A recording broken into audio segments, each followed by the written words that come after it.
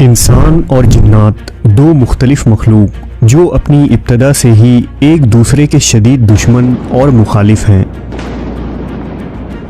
ایک خاک سے جبکہ دوسرے کو آگ سے بنایا گیا۔ لیکن کیا آتش اور خاک کا ملاپ ممکن ہے؟ کیا جن اور انسان آپس میں شادی کر سکتے ہیں؟ عربی داستانیں ہمیں کیا بتاتی ہیں، اور اسلام کی نظر میں جنات اور انسان کے اس شادی کی کیا حیثیت ہے؟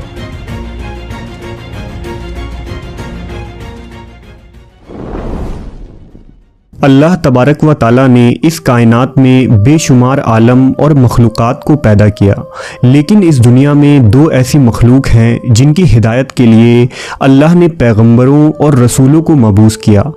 انہیں اللہ نے سوچ سمجھ عطا کی اور صحیح و غلط میں چناؤ کا اختیار بھی دیا۔ اللہ کی یہ دو مخلوق انسان اور جنات ہیں۔ جنات کی دنیا غیب اور اسرار میں چھپی ہیں جو انسانوں کی نظر سے پوشیدہ ہیں۔ اس زمین پر جنات کی تاریخ انسان سے بھی پرانی ہے۔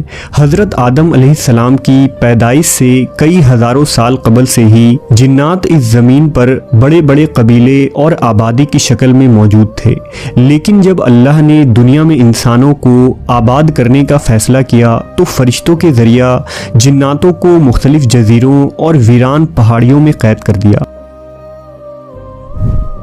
قوم جنات میں بھی انسانوں کی طرح مرد اور عورت جن ہوتے ہیں، اور یہ آپس میں شادی کر کے اپنی نسل آگے بڑھاتے ہیں۔ جنات انسانوں کی طرح آپس میں عشق و محبت، زناکاری، فحاشی، ہر نیک اور بد عمل کرنے کی صلاحیت رکھتے ہیں۔ کہتے ہیں کہ جنات کی شادی بھی انسانوں کی طرح ہی ہوتی ہے۔ ان کی شادی میں بھی ڈھول، گانا بجانا اور رقص ہوتا ہے، یہاں تک کہ ان کی شادی میں سب سے بہترین کھانے پینے کا انتظام کیا جاتا ہے۔ ان کی شادیوں میں دوسرے قبیلے یا گاؤں کے جنات سرداروں کو مہمان کے طور پر دعوت دی جاتی ہے۔ قدیم مذہبی اور غیر مذہبی کتابوں اور داستانوں میں جنات اور انسان کے آپس میں محبت اور شادی کے سینکڑوں واقعات ملتے ہیں۔ بعض روایتوں سے یہ بھی معلوم ہوتا ہے کہ زمانہ قدیم میں جنات اور انسان کی شادی ہوا کرتی تھی۔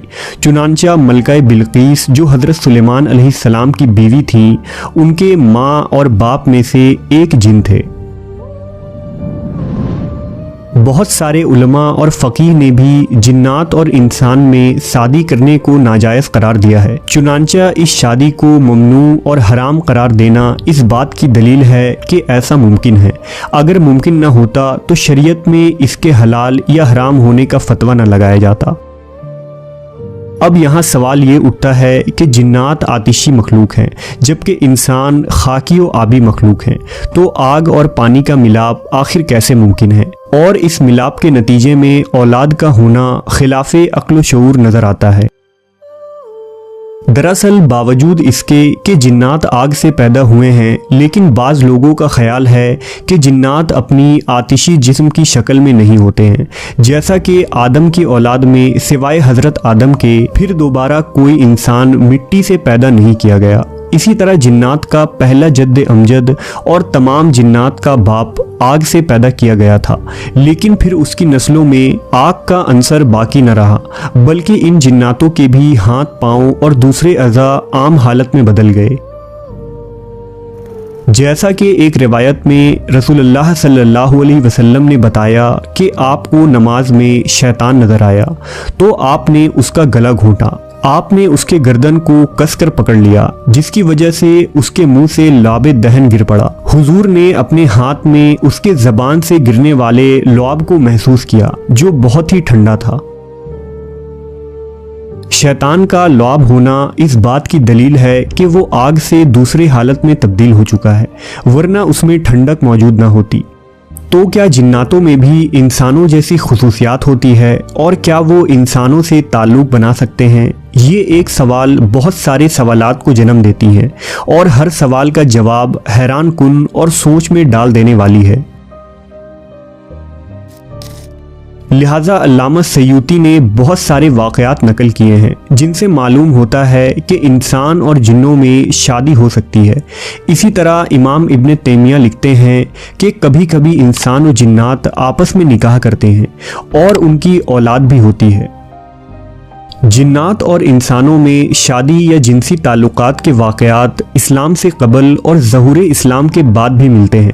لہٰذا ابن عساکر میں ایک روایت موجود ہے جس کے مطابق ایک دن رسول اللہ صلی اللہ علیہ وسلم کے محفل میں کاہنوں اور پیشن گوئیاں بتانے والوں کا ذکر چھڑا اور اس سلسلے میں لوگ اپنے چشمدید واقعات و حالات بیان کرنے لگے۔ ابن قیس نے بتایا کہ مجھے بھی اس سلسلے میں ایک عجیب اتفاق پیش آیا۔ ایام جاہلیت میں میرے پاس ایک لونڈی تھی جس کا نام خلصہ تھا۔ اس لونڈی نے ایک روز ہمیں بتایا کہ ان دنوں مجھ پر ایک عجیب حالت گزر رہی ہے اور میں ڈرتی ہوں کہ تم مجھ پر بدکاری اور حرام کاری کا الزام نہ لگا دو۔ صورت یہ ہے کہ ہر روز ایک سیاہ فام وجود مجھ سے ہم بستر ہوتا ہے۔ چنانچہ چند ماہ بعد وہ لونڈی حاملہ ہو گئی۔ پھر وقت مقررہ پر اس نے ایک بچہ جنا جس کے کان کتے کی طرح تھے اور اس کی شکل بھی عام انسانوں کی طرح نہیں تھی۔ جب وہ کچھ بڑا ہوا تو کاہنوں کی طرح باتیں کرنے لگا اور لوگوں کو آئندہ کے واقعات اور غیب کی خبریں بتاتا تھا۔ آخر ایک روز وہ اچانک خاموش ہو گیا، لوگوں کے بے حد اصرار پر بھی کچھ نہیں بتاتا تھا۔ پھر اس نے کہا کہ مجھے ایک کمرے میں 3 روز کے لیے بند کر دو، لہٰذا ایسا ہی کیا گیا۔ 3 روز بعد اسے کمرے سے نکالا گیا تو اس نے ہمیں یہ خبر دی کہ آخری نبی مکہ میں مابعوث ہو چکے ہیں اور میری زبان بند کر دی گئی ہے، اب میں غیب کی کوئی خبر نہیں بتا سکتا۔ اس کے بعد وہ زمین پر لیٹ گیا اور وہیں مر گیا۔ اس واقعے کو مختلف روایتوں میں رد و بدل کے ساتھ نقل کیا گیا ہے اور بعض روایتوں میں یہ بھی اضافہ موجود ہے کہ نبی صلی اللہ علیہ وسلم نے اس واقعے کی تصدیق فرمائی۔ اسی طرح امام دارمی نے اپنی کتاب اتباع السنن میں ایک واقعہ لکھا ہے جس کے مطابق قبیلہ بخیل کے ایک شخص نے روایت کیا کہ ایک جن ہماری کسی لڑکی پر عاشق ہو گیا اور ہمارے پاس اس کی شادی کا پیغام بھیجا۔ اس نے کہا مجھے پسند نہیں کہ میں اسے حرام طریقہ سے استعمال کروں۔ اس کے بعد وہ روبرو ہم سے گفتگو کرنے لگا۔ ہم نے کہا تم لوگ کیا چیز ہو؟ اس نے کہا تم جیسی مخلوق ہیں، تمہاری طرح ہم میں بھی قبیلے ہیں۔ ہم نے کہا کیا تم میں بھی یہ مذہبی اختلافات ہیں؟ اس نے کہا ہاں، ہم میں ہر طرح کے لوگ ہیں، قدریہ بھی ہیں، شیعہ بھی ہیں اور مرجیہ بھی ہیں۔ ہم نے کہا تمہارا تعلق کس جماعت سے ہے؟ اس نے کہا مرجیہ سے۔ چنانچہ ہم نے لڑکی کو اس سے بیاہ دی۔ بلا شبہ جنات عورتوں کا انسانی مرد یا جنات مرد کا انسانی عورت سے شادی کرنا نہ صرف مکروہ و حرام ہے بلکہ اسلام میں اس سے سخت ممانعت کی نظروں سے دیکھا گیا ہے، کیونکہ انسانوں کا معاشرہ اور جنات کا معاشرہ بالکل الگ اور مختلف ہے۔ اس لیے اللہ نے انسانوں پر احسان کیا اور ہمارے لیے انسانوں میں ہی عورتیں اور مردوں کے جوڑے پیدا فرمائے۔